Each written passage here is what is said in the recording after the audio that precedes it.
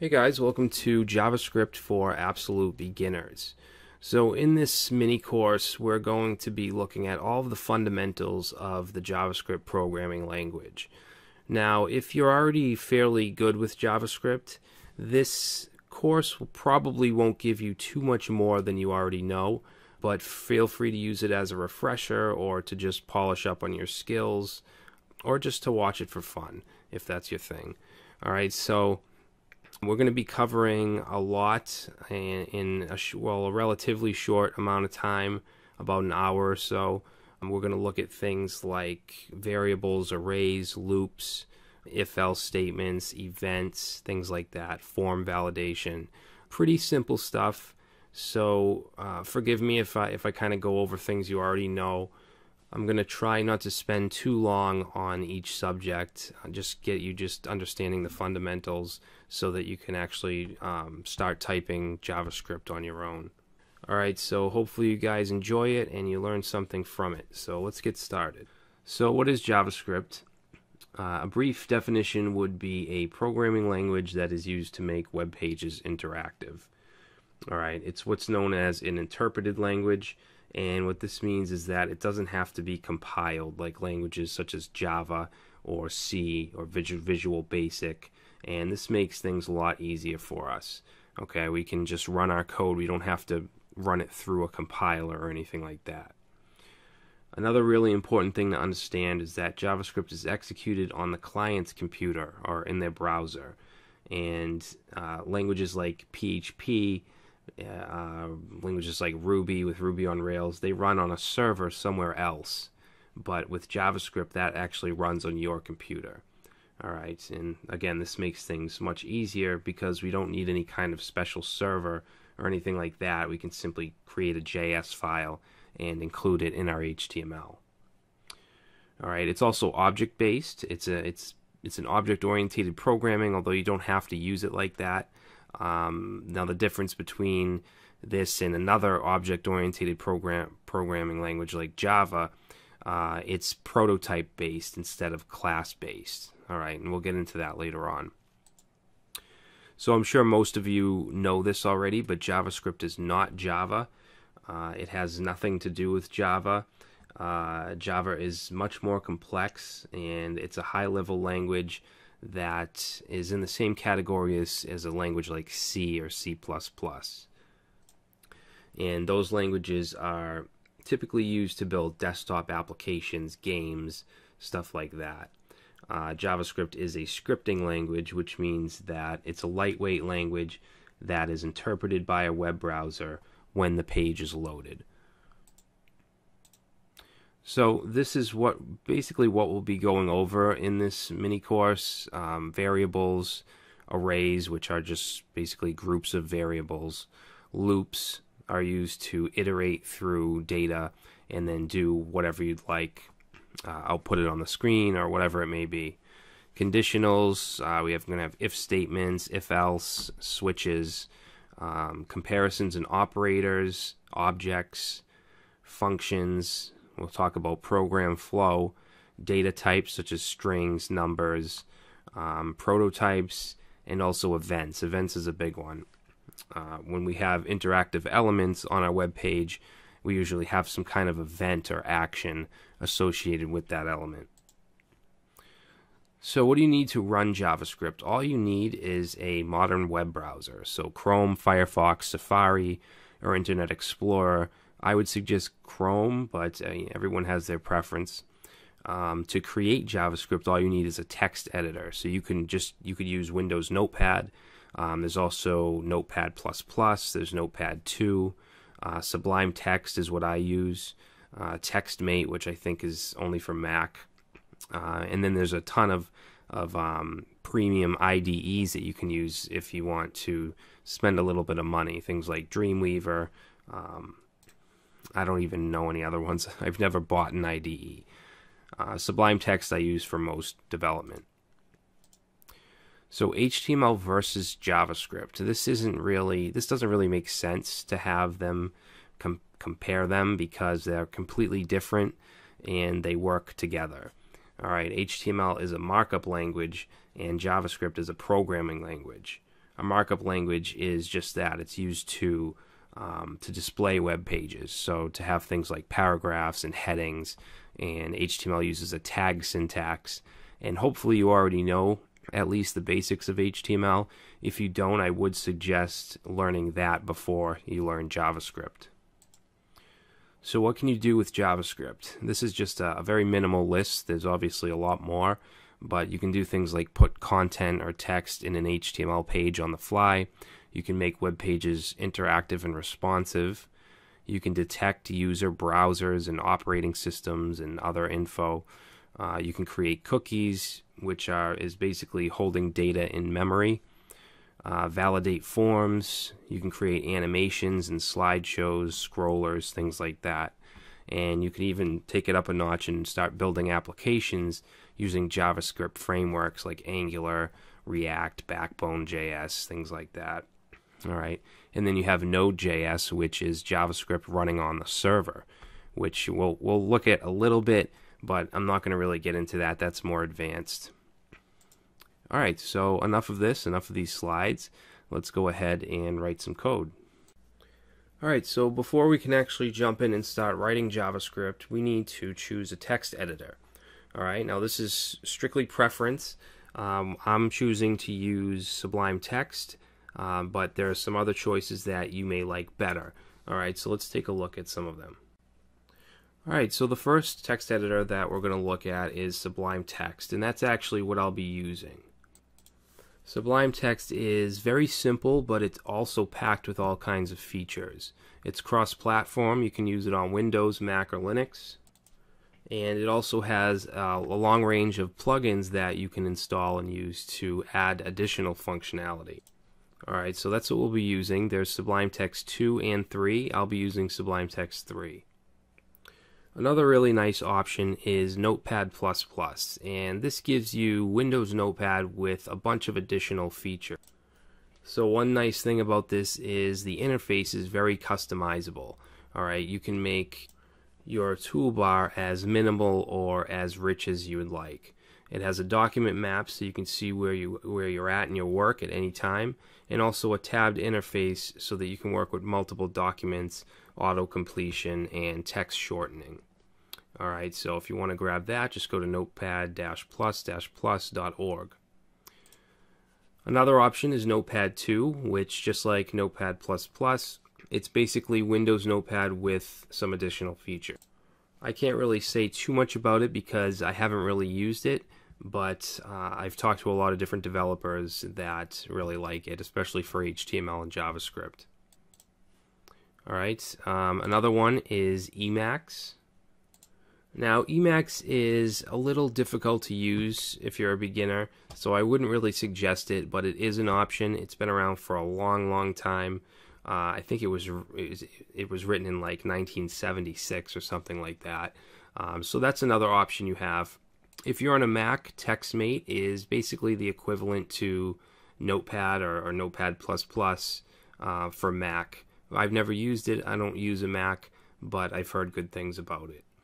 All right, so like I said, we'll be using Sublime Text. If you want to grab that, just click on download, and you can see it's cross-platform. If you're using a Mac or Windows or Linux, 32 or 64-bit, you should be fine.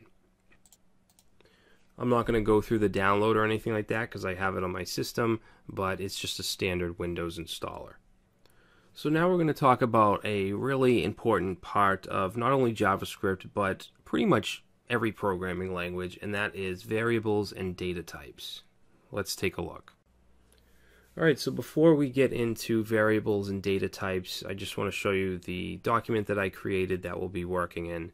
Okay, very simple. It's just an index.html file. We have all our base HTML. Right here, we're going to link a style sheet, style CSS, which I have here, if you want to go ahead and get that copied.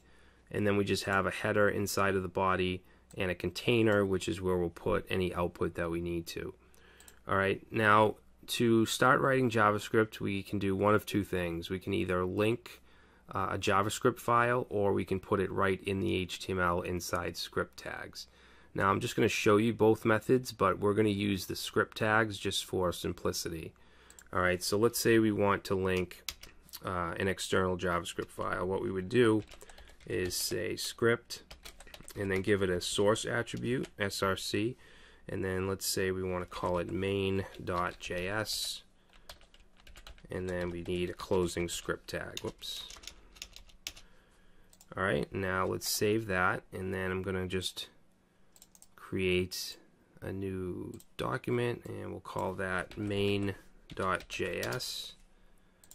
Okay, we'll open that up, and just to test things, we're just going to send an alert, and we'll say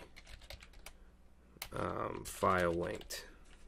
Okay, save it, and make sure that index.html is saved, reload, and you can see we're getting file linked. Alright, so that's how you can link an external JavaScript file.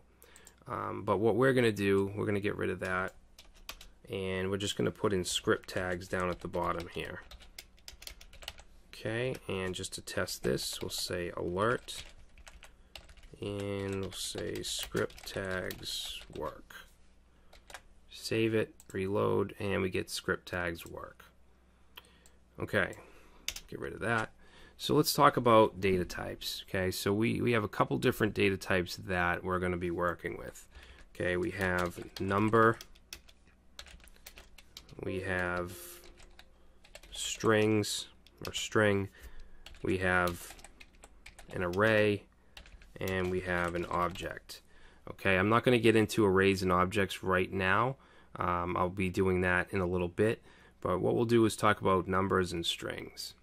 Alright, so let's create a variable. We can do that with the keyword var, and then we'll name it. We'll just call it number1, and let's set that to 35.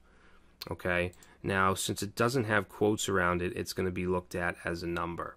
If it had double quotes or single quotes, it would be looked at as a string. And just to show you that we can do something with that variable, we'll just do an alert, and we'll say number1. Okay, if we reload, you can see we get 35. Now, when you have a variable that is a number data type, you can perform math operations. So let's create another one. We'll call it number2, and let's just give it a value of 40, and then let's say alert number1 plus number2, and I'm sure you know what it's going to give us. Okay, so it's going to give us 75. It added the two numbers together. Now let's change these from the number data type to a string by putting quotes around them. Alright, now if we save and reload, we get 3540, because since it's looked at as a string, it's just doing what's called concatenating the two strings together. And if we want, we can concatenate stuff. We can concatenate text or other strings to these variables. So let's say actually we'll have to put this in quotes because it's a string. We'll say my favorite number is, and let's just take that one out. We can concatenate just like that, just like we did with the variable. Reload, and we get my favorite number is 35. Alright, so that's how you can put a variable inside of a string.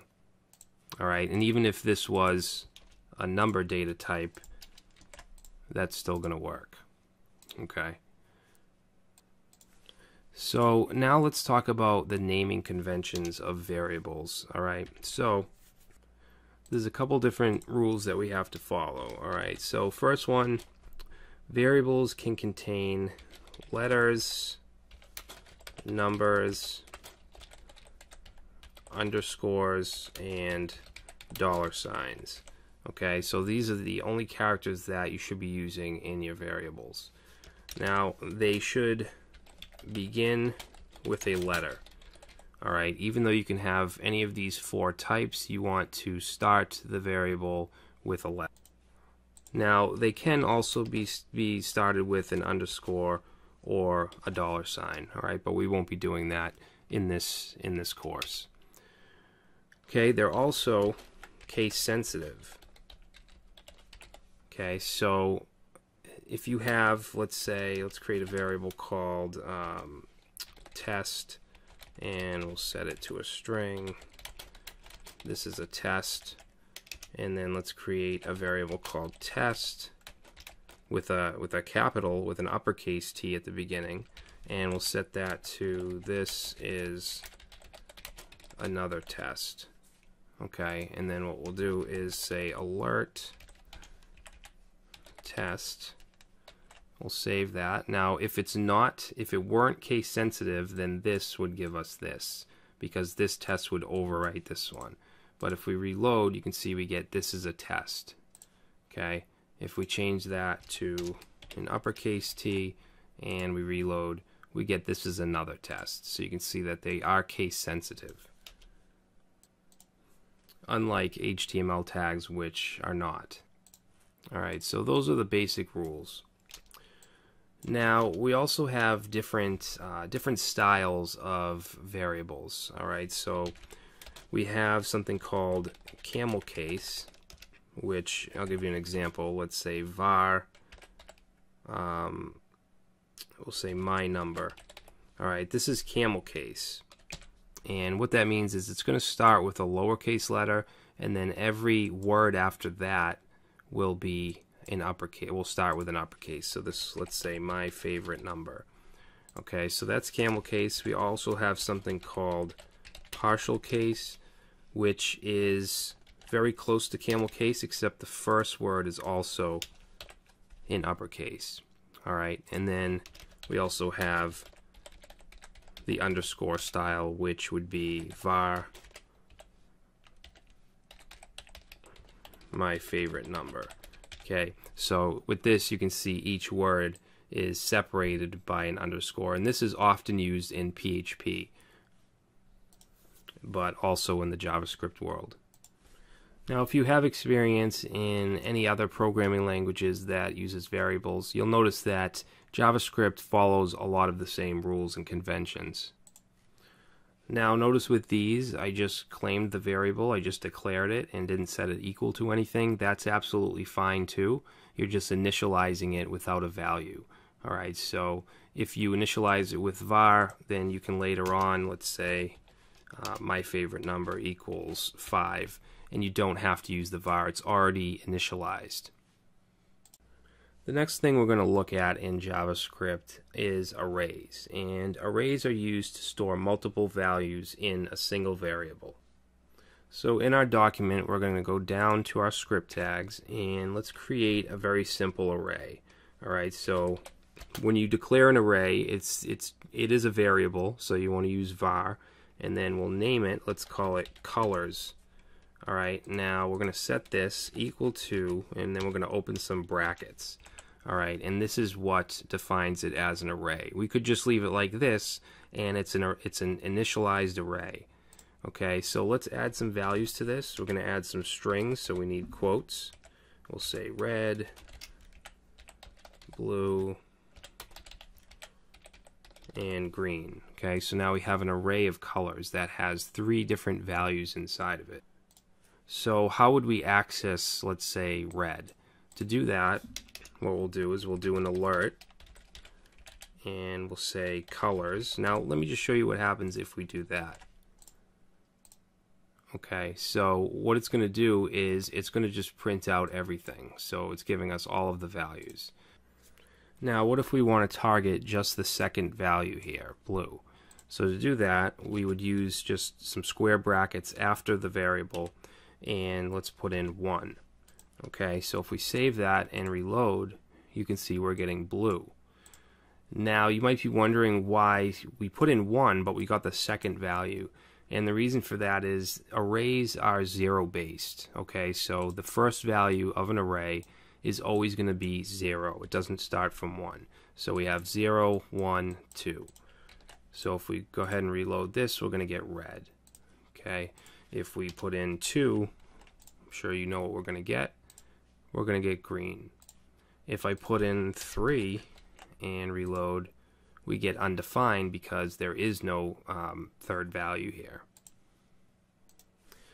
So this is one way to create an array, but it's not the only one. Alright, so another thing we could do here is we could say var colors and set it equal to new array, and then just open up some parentheses. And then in here we could say red,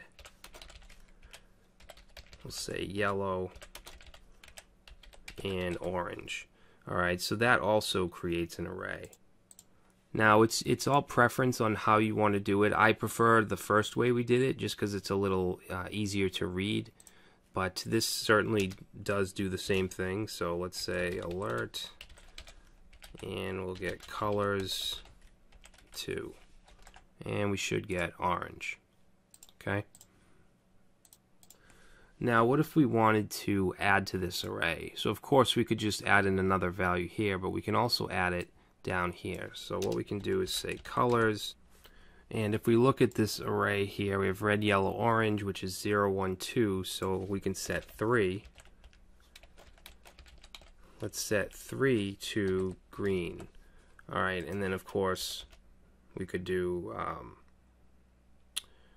alert. Let's just alert colors, and we'll get red, yellow, orange, green. Now you might not always know how many values you have here, so this isn't really an effective way to add to an array. So the correct way, the better way to do this would be to use the push function. So to do that, we'll say colors dot push. Okay, and what we'll want to push in is, let's say, purple. Alright, and then we'll say alert colors, and let's get the fourth one, which would be 3. Okay, if we reload, now we get purple. And this here, this is known as dot syntax. So we're taking an element, or an object in this case, which is an array, and we're calling the push function with the dot. Okay, so we're saying colors dot, and then a function called push, which we're passing in a parameter of purple. All right, and we'll get more into this stuff later. You can also chain onto this, and you could add other functions as well.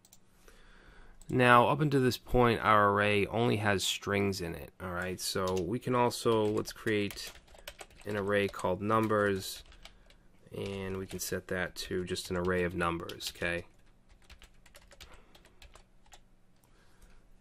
And what makes them numbers is that there's no quotes around it, so it's not a string. So we could do something like alert, and let's say numbers 0 plus numbers 2. Okay, if we do that and reload, we get 11. It's giving us 5 plus 6. And not only that could you use numbers, but you could also mix and match. So we could also put a string in here, and let's say 7. Okay, we could certainly do that.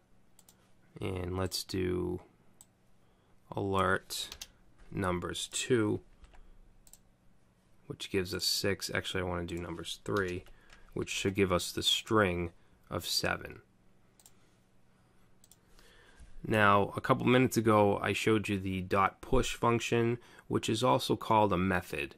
Okay, when you say methods and functions in JavaScript, it's generally the same thing, as well as properties and attributes. All right, and arrays can have these things. They can have properties and they can have methods.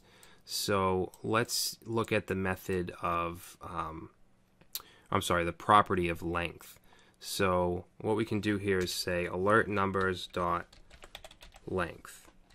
And if we go ahead and we reload, we get 4, because the length pertains to how many values are in the array. So if I had something else here, let's say 155, and then we reload, now we're getting 6 because there's 6 there. So that's an example of a property. Now a method would be just a function, just like push that we just used. There's also one called sort. All right, now if it's a method or a function, it has to have parentheses on the back of it. So let's save that, and then what we'll do is reload, and it's going to sort them by value. Okay, so you can see the 1 is moved to the beginning, and it goes up to the string of 7, which it tacks on the end. Okay, we could also use one called reverse. Alright, and if we go ahead and reload that, it's going to give us the reverse order from which it was created. So 55, you can see, is at the beginning. Alright, so that's going to do it for arrays. So now we're going to take a look at loops. Alright, so there's different types of loops, and I'm going to give you an example of each one. Now, if you have experience in other programming languages, chances are you know what a loop is. And the different types of loops, they run across a wide range of programming languages. For instance, a for loop. You have for loops in JavaScript, you have for loops in PHP, Java, really high-level languages. So if you know a for loop in another language, then this should be very easy to understand. Alright, so the basic types of loops we're going to go over is a for loop, a while loop, and a for each loop, which is used for arrays. Alright, so let's start out with a for loop. And loops, what they do is they iterate through something, whether it's an array or a result, rows from a database, whatever it may be. So let me give you just a very basic example. Okay, so we're going to say for. Okay, so structured just like a function, and this is going to take three different parameters. The first, we're going to set a variable, so we're going to say var, and we'll call it I. We're going to set it to 0 to begin with. All right, and these parameters are separated by semicolons. The next is going to be the condition. So what we're going to do is we're going to say as long as I is less than, let's say, 10. Okay, so that's the condition, and then the last one is to increment, and we want to increment by 1. So to do that, we can say I plus plus. That's going to increment it by 1. Now inside the curly braces is what we want to happen through each iteration. Alright, so what we're going to do is we're going to do a console log, and if you don't know what that is, it's just a way to print stuff out, kind of like we've been doing with alert. Alright, so if I go into my Chrome browser and I hit F12, it's going to open up a console. Alright, so just to give you a quick example, let's say console.log, and we'll just put in a string here, we'll say hello. Okay, if I save that and then we run it, you can see down here we're getting hello, and I can make this bigger. Okay, so you can put whatever you'd like, say 1, 2, 3, and we can print that out. So what we'll do is after each iteration, we're going to console log. Alright, and what we want to output here is the I, okay, the I variable, because that's going to change through each iteration because we're adding 1 to it. So let's go ahead and console log I and reload. And you can see that it's starting at 0 because we set the variable I to 0, and then each iteration it's going to add to 1. It's going to add 1 to that until it meets this right here, I less than 10. Alright, so as long as this is true, it's going to keep going. Now when you get to 9, it's going to stop, because if it goes to 10, this isn't true anymore. Okay, if you actually want to include the 10, you can say I is less than or equal to 10, and then if we run it, now you can see we're getting the 10. Okay, and I can put whatever I want here. If we say 20, it's going to loop through up to 20. Okay, and you could do whatever you want here. We could console log a string and attach it to it, and we'll say I love the number, and then I. Alright, and then you can see it's going to do it 20 times. So that's a for loop. Next thing I'm going to show you is a while loop, and I want to do pretty much the same thing. So what we'll do is we're going to say while, and then in here we want to put our condition. So let's say as long as I is less than 10. And then in here we want to do whatever we want to do through each iteration. So let's do the same thing. We'll just console.log I. Okay, and then we have to include our increment, so I plus plus. Alright, so let's run that. I is not defined. We have to actually define it outside of the while loop. Alright, so we'll say var I is equal to 0. Alright, and you can see it's doing the same exact thing as we did in the for loop. So the next loop I'm going to show you is a for each loop, and for each loops they're built to work with arrays. Alright, so before we do that, let's create an array. Okay, we'll call it numbers, and I'm just going to put just some random numbers in here. Okay, so we have an array of numbers. And then what we can do is we can say numbers dot for each. Alright, and then inside here we're going to put another function just like that, and in here we can put whatever we want, let's say number, and that's what we can use in here. So console.log number. So we'll save that and reload, and you can see now we're iterating through the entire array. Now you can also use for loops or while loops with arrays. You don't have to use for each. Alright, so for an example, what we'll do is say for I, or var I is equal to 0, and then what we want to test is to say as long as I is less than the name of the arrays, which is numbers, and then we want to add on the length property, so dot length. Okay, so in this case the length is going to be 6, and then of course we need to increment. Alright, and then down here what we can do is let's console.log, and we want to say numbers and then I. Okay, so this is making it dynamic. So let's save that, reload, and you can see we get the same thing. And if we want to, let's say, output this in reverse, we could just right here say numbers dot reverse. Reload, and now you can see they're going the opposite way. So you can change it up, you can add methods to it after you create the actual array. Alright, so another part of JavaScript that is very similar to many other programming languages is conditionals. So if statements, if else, switches. If you know these in another programming language, then you're not going to have any problems with it in JavaScript. So first thing we'll take a look at is the if statement. Okay, so down in our script tags, what we're going to do is we're going to say if, and then we want to open up some parentheses and then curly braces. So in here will be the condition. So let's say if, we'll say if 1 is equal to 1. Now notice that I have two equal signs here. In JavaScript and most programming languages, if you use one equal sign, that's usually assignment. You're assigning whatever this is to this variable or this element. Alright, so when you're comparing, you want to use a double equal sign. Now, there's times when you may actually see three equal signs, and what that means, it's the same thing as double equals, except that these two data types have to match. Okay, so even if we have a 1 here as a number, and then we have a 1 as a string, you want to use three equal signs to make sure that they're the same data type. In this case, they're not, because 1 is a number, 1's a string. Alright, so that's what it means if you see three of these.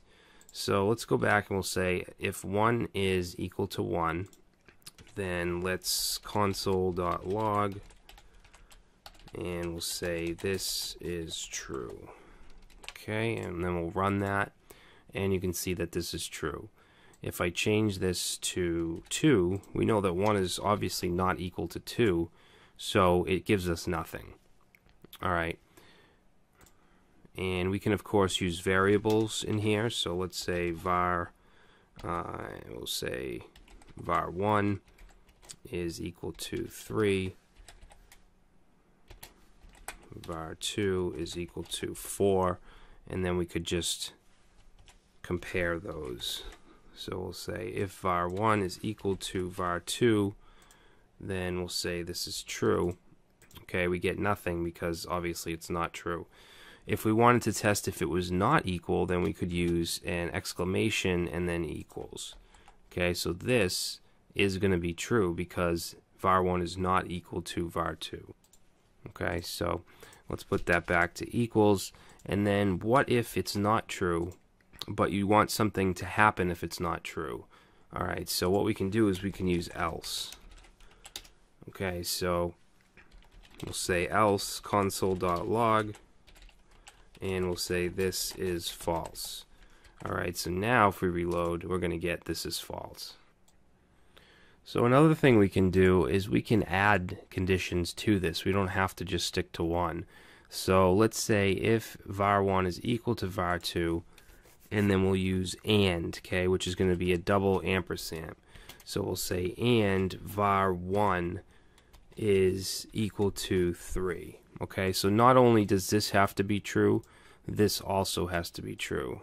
Okay, so let's actually make it true by saying we're going to set them equal to each other, and then also var1 is equal to 3. So if we save that and run it, we get this is true. Now if I put it back, if I put the 4 back and then we try it, we get false, because even though var1 is still equal to 3, it's not equal to var2. Now what we can do here is we can say or instead of and you can do that with a double pipe character. Alright, so if we save that and reload, we get true. Alright, because although it's not equal, they're not equal to each other, var1 is equal to 3. Now another thing we can do is we can use switch statements. Alright, so let me give you an example of that. We're going to say var fruit is equal to apple. Okay, so we have a variable called fruit equal to apple. So what we want to do is run a switch statement on the fruit variable. Alright, so in here we're going to add fruit. Okay, and then what we're going to do is we're going to create cases. So let's say case, and we'll say banana. And we want to put a colon here. And then whatever we want to happen, let's say alert, and we'll alert I hate bananas. Alright, and then we have to put in a break, okay, at the end. So that's one case, and you should probably tab these over. So in the next case, let's say apple. Okay, so for apples, we're going to say alert I love apples. Okay, and then we want to break. And let's say case orange will alert, and let's say, oops, oranges are okay. Alright, and then we want to break. And then finally, we're going to have a default. So we're going to put that. And for default, we're going to say alert I love all other fruits. Okay, and then we just want to break. Alright, so let's save this and we'll go ahead and run it. And we're getting I love apples, okay, because fruit is equal to apple. So it's calling this right here. If we set it to banana and save, we get I hate bananas. If we set it to orange and run it, oranges are okay. If we set it to, let's say, grapes, reload, I love all other fruits, because grapes is not listed as one of the cases, so it's calling the default. Alright, so that's a switch statement.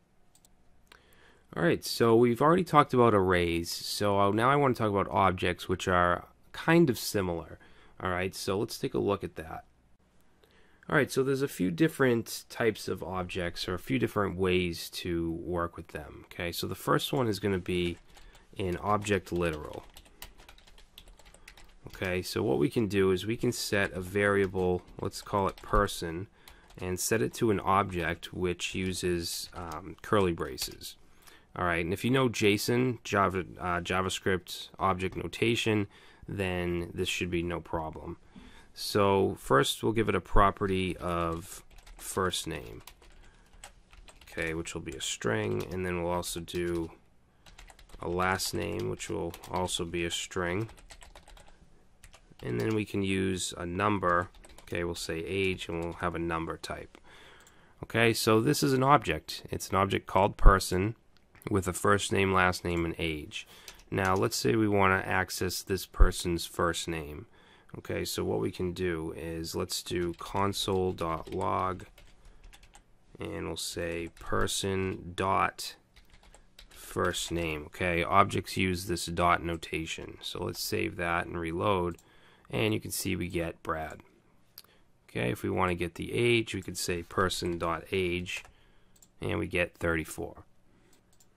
Now we're not limited to just having one straight value for a property. We can also have arrays. Alright, so let's say we want to add children, and we want to set this to an array, and we'll put my children. Okay, so we have an array. Now if we want to access, let's say, the first one, then we can say person dot children 0. Alright, and we get Brianna. And we can certainly loop through these just like we did in a few minutes ago when we used the for loop and the for each loop or while loop. You can do that just like as if it was just a regular array. Alright, so next thing, we can also have embedded objects. Okay, so let's say we want address, and we can set that to a whole nother object. So let's say street, we'll say 555 something street, and we'll say city,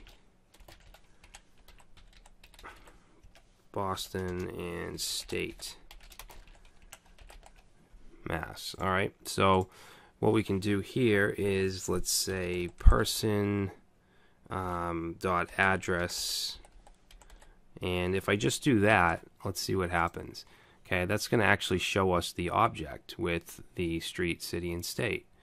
Now if we want to access just the state, we could just add dot state. Okay, and we get Mass.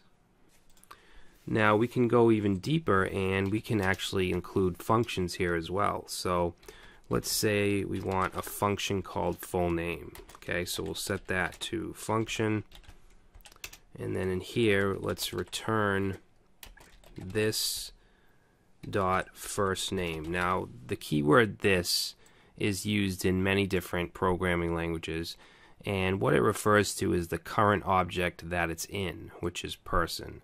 Okay, so we can access this first name using this dot first name. Alright, so let's return that, and then let's just concatenate a space, and then we'll add on this dot last name, just like that. And then down here we'll say console log person dot full name. Since it's a function, we need to include the parentheses. Alright, so let's go ahead and reload that, and we get Brad Traversy. Alright, so this is how you can encapsulate everything inside of its own object.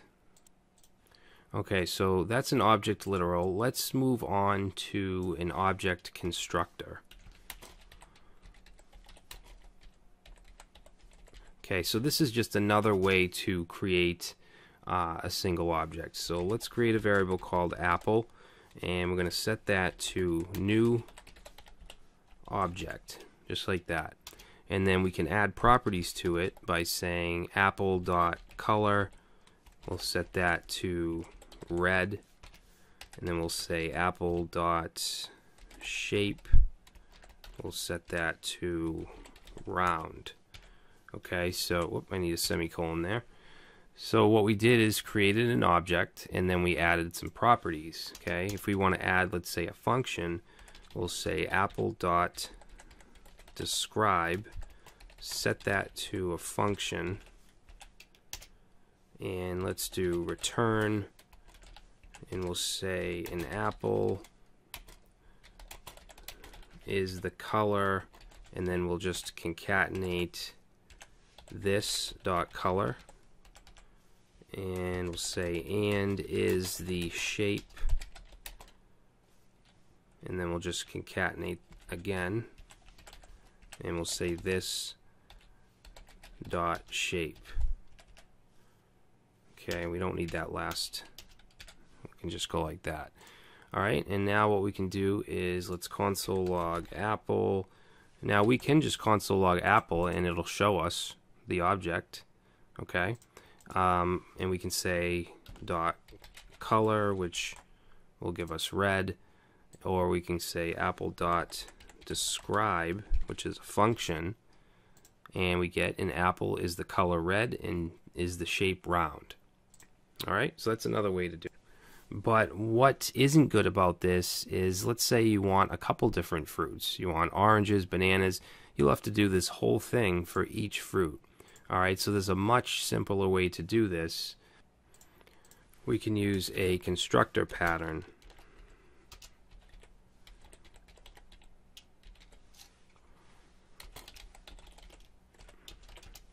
Okay, so what we'll do here is we're going to say function fruit, and that's going to take in a couple parameters. Okay, we want a name of the fruit, we want a color, and a shape. Alright, and then the first thing we want to do is assign the values that are passed in as properties of fruit. So we can do this using this dot name, set that to name. We'll say this dot color, set to the color passed in, and then this dot shape, set to the shape that's passed in. Okay, now before I go and create a method in here, I'm going to create a new fruit. So let's say var apple, we want to set to new fruit. Alright, and then we just want to pass in whatever we want here. So let's say apple for the name. Let's say red and round. Okay, and then let's do console.log apple. If we reload, you can see that we now have an apple. If we wanted to create, let's say, a melon, we could just say new fruit, melon, and let's change this to green. Okay, so now if we console log melon, and let's say we want the shape, we could say melon.shape, and that gives us round. So we can create methods in here which are just functions. So let's do this dot describe.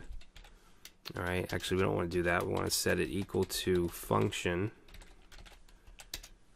and let's do return, and I'm just gonna put a string in here with some of these elements up here, or these properties.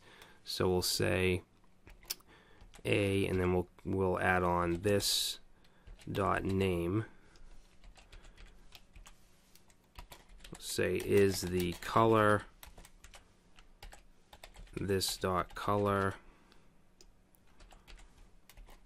and is the shape, this dot shape. Okay, and then down here let's say melon dot describe, and we reload. Melon, oh, I gotta uncomment this. And there we go. Melon is the color green and is the shape round. So the more fruits we want to add, all we have to do is this one line of code instead of having to do the whole thing that we just went through with the object constructor. So hopefully that's clear to you guys. Now we can also have arrays of objects. Alright, so let's say we want a variable called users, and we'll set that to an array, but inside here we're going to have objects. Okay, so let's say name John Doe, and age, I'll say 30. Alright, and then we can just put a comma here and we can add more users. Okay, so this one, we'll say Mark Smith, age 44, and then here we'll have Shelley Williams, who's 20. Okay, so now we have an array of objects, and we could do something like console.log users, and let's get we'll get the first one, so 0, and that should just give us this person right here if we reload. Okay, and we can get the specific properties if we want. We can say .name, and that'll give us John Doe. Alright, so those are objects. Alright, so one of the most important aspects of learning JavaScript is events. Alright, because JavaScript was created to make web pages interactive and dynamic, and in order to do that you need to have some kind of event handling for clicks or scrolls or drags, whatever it may be. So let's take a quick look at events. So what I'm going to do here is I'm going to create an element inside my container here, and actually, you know what, let's make it a button.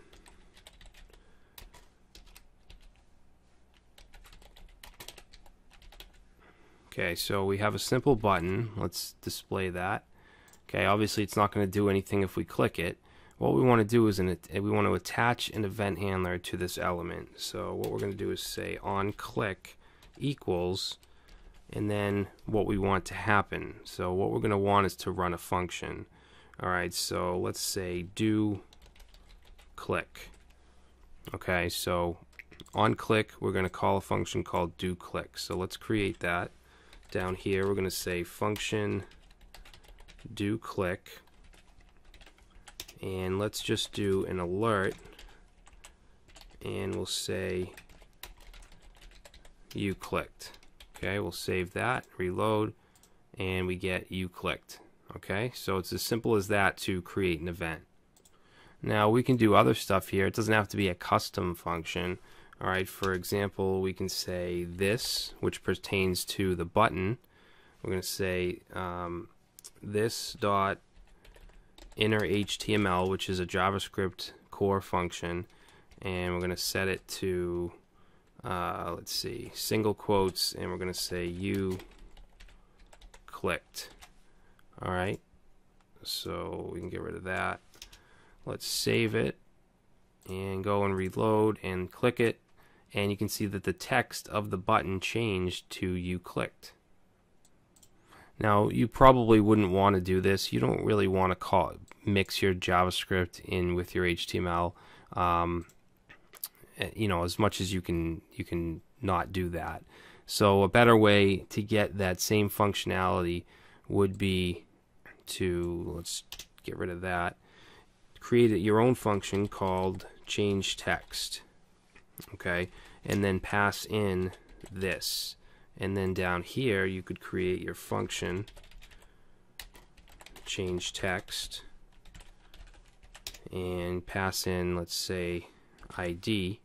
Okay, you're passing this in here as the ID, and then what you want to do is say ID dot inner HTML, set that to you clicked. Okay, so we'll go ahead and reload, and you can see it does the same thing, but this looks a lot neater. Now you don't have to just change the element you're in, you can change something else. For instance, let's say we want to change this heading. Alright, to do that we're going to add an ID to the heading first, and we'll just call this heading. And then once this is clicked, we don't need to pass in this anymore because we're not working with that. Alright, so we'll get rid of that. What we want to use here is a DOM function called getElementById. Alright, so we need to say document dot getElementById, and it has the ID of heading. Okay, and what we'll do is set this to a variable called heading, and then right here we're going to say heading dot inner HTML, and we'll set that to you clicked. Alright, so if we save that, reload, click the button, now you can see the heading has changed.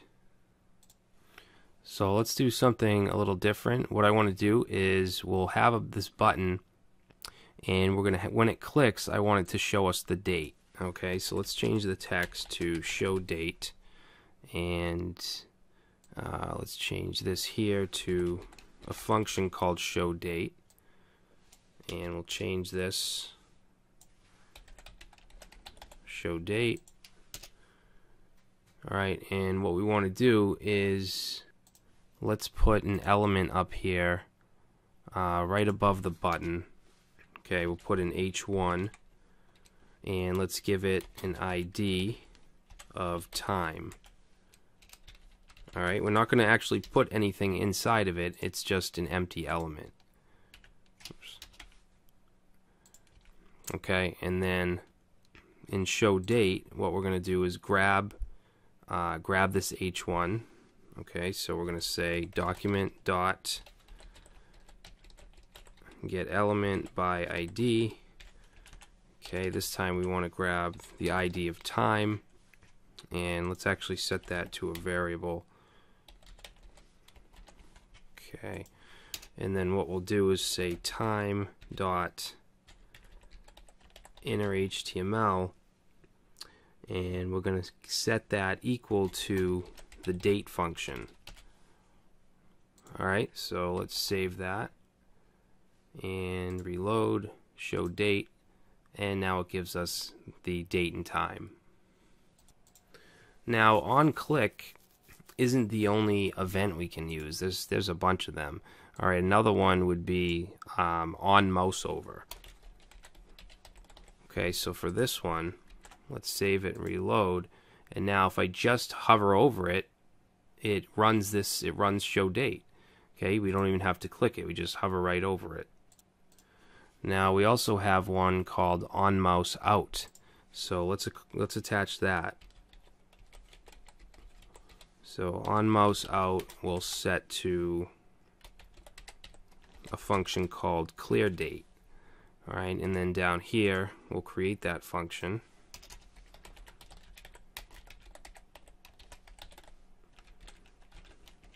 And what we'll do is we'll take this, actually we'll take this whole thing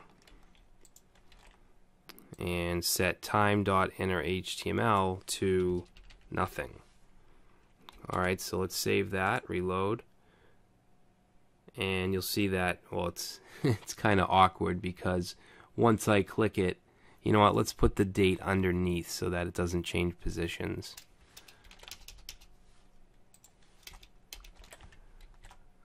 Okay, so I go in and it shows it that's on mouse over. When I leave it, it goes away. Okay.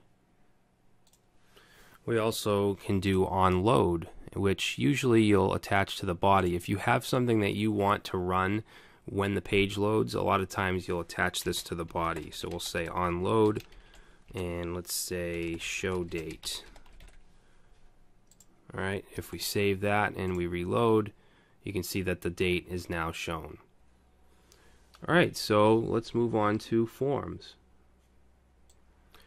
Alright, I want to talk about forms because JavaScript plays a really big role in form validation and other types of functionality with forms. So let's take a quick look at that. Alright, so I've created a very simple form here with 3 fields. We have first name, last name, and we have a background color select box. So what I want to do is just show you how we can link some events to some of the form fields we have, and also how to do just very simple form validation. So before we go into validation, I just want to show you how we can link this select box to change the body background of our application or website. Okay, so what we're going to do is we have our select, Okay, and we're just going to add to the select tag, we're going to add on change, and we're going to set that to change background. Okay, and we want to pass in this because we want this select element. So down here we'll create a function called change background. Alright, and that's going to take in, let's just put X here. Okay, that's going to represent this. So let's test it out and say console.log, and we'll just say hello, just to make sure the event works. So let's reload and we'll just change it. Okay, notice I didn't submit the form, I'm just changing the select list. Okay, we're getting hello. Let's see what happens if we console log X. Okay, so what that's doing is it's giving us the entire select element. So we can access anything we want in here. For example, to get the actual value, we can say x.value. Okay, we'll reload, choose blue, and you'll see down here we get blue, green, red. Okay, so now we have access to the value there. So what we want to do is we want to change the CSS of the body to whatever that value is. Alright, the background of the body. So first thing I'm going to do is in the body tag, I'm just going to add an ID to it called body. Okay, and then down here what we'll do is create a variable called body, set that to document.getElement by ID, and we want the ID of body. Okay, so now we have that that element. What we want to do is say body, and then we're going to call style.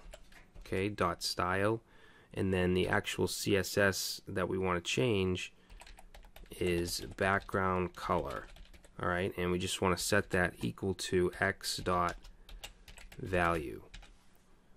Okay, so let's go ahead and save that and reload, and now let's choose blue, and you can see the whole body changes.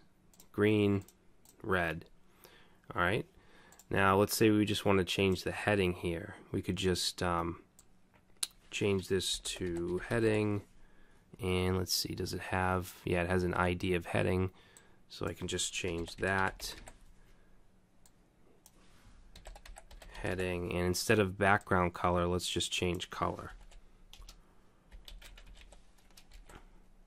Okay, so now if I change that to blue, you can see the headings blue, green, and red. Okay, so this is a perfect example of how JavaScript makes things dynamic and interactive. So now let's move on. What we're going to do is just very simple form validation.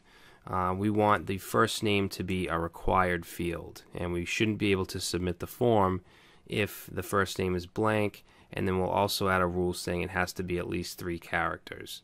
So let's just delete this. We don't need that. Okay, actually we don't need the background select list at all anymore. Alright, and I'm just going to take the ID off of body. Okay, so what we want to do, we want to figure out what event we want to use here. So when you're working with a form, you probably want to use on submit. So let's put that in here. We're going to say on submit, and we're going to set that equal to return validate form. Okay, so let's create that down here. We'll say function validate form. Okay, and first thing we want to do is grab the first name input element. So to do that, we'll say first name. Now I should mention that when you're doing something like this, it's probably a good idea to use jQuery or something like that, some kind of JavaScript library. It makes things a lot easier. It shortens your code. The reason I'm not showing you that is because this is a strictly JavaScript tutorial, and I think you should learn how to do that first. But after that, just look into jQuery, because it's a lot easier to select different elements from the DOM. Okay, so but just to show you how we can do it with pure JavaScript, we can use document.forms. Okay, and what that's going to do is it's going to look at all the forms. Now we want to be specific. This form has a name of my form, so we can actually use that. So we're going to open up some brackets and we'll say my form, and then we want the first name, so we're going to specify that. Okay, and then we're going to say dot value. Okay, so that's going to give us the value. You could have also used document.getElementById on the input form, but this is just another way to do it. So what we want to do is we want to run a check on that first name. Okay, so we want to say if first name is equal to null, or first name is equal to nothing. Okay, so if that's true, then we're going to alert. We're going to let the user know. Say first name is required. Alright, and then you want to be sure to return false, which is going to stop the form from submitting. Alright, so let's save that, and we'll go ahead and reload, and let's try to submit, and it's giving us first name is required. Okay, if I put something in there and submit, it lets us go through. And I just have it going to a file called something.php. Alright, because usually you would submit a form to either PHP or some other kind of server language file. Alright, so that's that. Now let's say we also want to check it and make sure that there's at least 3 characters. So what we'll do is let's copy that, and we'll say if first name dot length, because remember all objects have properties, length is one of the properties. So we'll say if length is less than 3, we'll say first name must be at least 3 characters and return false. Okay, so if we reload and we put 1 character in, submit, it's telling us it must be 3 characters. If we put more than 3, submit, it goes through. Alright, so that's the very, very basics of form validation with JavaScript. And you should also have some kind of form validation on your server side if you're using PHP or whatever it may be, because JavaScript is only done on the client. Alright, so that's going to be it for this short. Well, it wasn't that short. I actually wanted it to be a little shorter than this, but hopefully you learned something from it, at least the fundamentals of not only JavaScript but programming in general, because things like loops, arrays, variables, these things are global to most programming languages. Alright, so if you liked the video, please subscribe, please leave a like. You can leave a dislike if you didn't like it, and I will see you next time.